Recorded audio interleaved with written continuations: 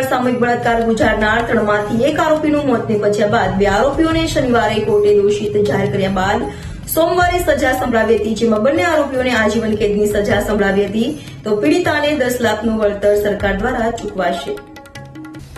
સુરતના માંગરોળ ખાતે મિત્ર સાથે બેસેલી સગીરા સાથે ગેંગરેપ કરાયું હતું, જે ગુનામાં પોલીસે ત્વરિત ટીમો બનાવી 3 નરાધમ આરોપીઓ મુના કરબલી પાસવાન અને શિવશંકર ઉર્ફે દયાશંકર ચોરસિયા અને રાજુને ઝડપી પડ્યા હતા।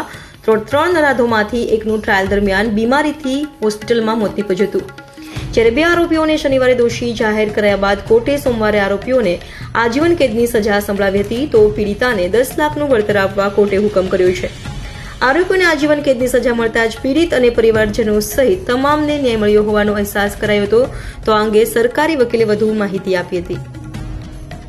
ખાતે જે ગેંગરેપનો બનાવ બનેલો 8-10ના રોજ, તે કેસમાં સુરતના સ્પેશિયલ કોર્ટના જજ શ્રી વી પરમાર સાહેબે શનિવારે ચુકાદો જાહેર કર્યો અને 2 આરોપીને દોષિત ઠેરવા સજા બાબતનો ચુકાદો પેન્ડિંગ રાખવામાં આવેલો હતો। બંને પક્ષની દલીલો પૂર્ણ થયા બાદ આજે નામદાર કોર્ટના ન્યાયાધીશ શ્રી પરમાર સાહેબે ચુકાદો જાહેર કર્યો છે। તે પ્રમાણે BNSની કલમ 72 એટલે ગેંગરેપના ગુનામાં બંને આરોપીને આજીવન કેદની સજા ફટકારી છે તથા 5,000નો દંડ કર્યો છે।